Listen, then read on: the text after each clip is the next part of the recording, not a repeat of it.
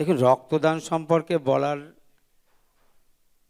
দান বলছেন, আমি এটা দান বলি না, এটা আমি একটু সবার থেকে একটু আলাদা বলি। কারণ দান করলে একটা প্রতিদানের বিষয় থাকে।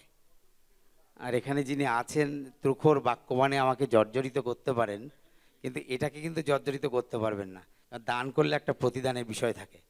কিন্তু যদি আমি তর্পণ করি বা অর্পণ করি, সেটাই প্রতিদানের আশা আমরা কেউ করি না।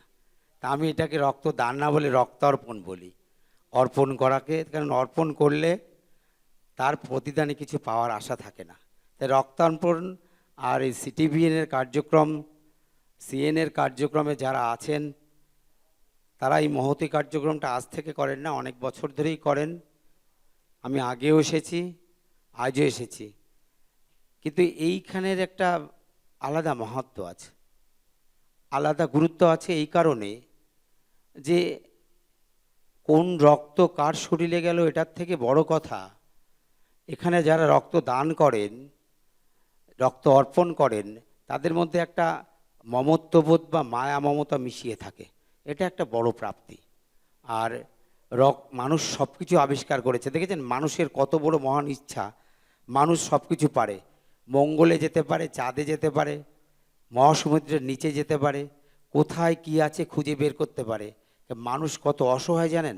এই শরীরের মধ্যে ধমনী বা শিরায় যে জিনিসটা প্রবাহিত হচ্ছে প্রতি মুহূর্তে, সেটা আবিষ্কার করার ক্ষমতা মানুষ এখনো পায়নি।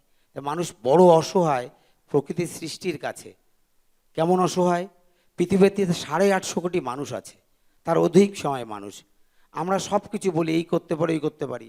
মানুষ এই বুড়ো আঙুলের থাম, একটা মানুষের সাথে আরেকটা মানুষের সারা 850 কোটির মিল হয় না, একজনের সাথে আরেকজনের মেলে না। রেটিনা, চোখের আই কন্ট্যাক্ট সারা পৃথিবীর একজনের সাথে আরেকজনের মেশে না। অর্থাৎ আমরা বলি অনেকে যে আমি সব পারি, সব করতে পারি। মহান ঈশ্বরের কাছে কি সাচ আছে বা কি ডায়াগ্রাম আছে, কি সাচে তৈরি হয় যে 850 কোটি সাচ তার কাছে আছে, 850 কোটির মানুষের একজনের ছাঁচে আরেকজনের মেলে না। অর্থাৎ এই বিশ্ব ব্রহ্মাণ্ডে আমরা সব কিছু জায়গায়, এক জায়গায় আমরা ঈশ্বরের কাছে শরণাপন্ন তখনই হই যখন আর কোনো দিক থেকে থাকে না, সেই মানুষের কাছে যেতেই হবে।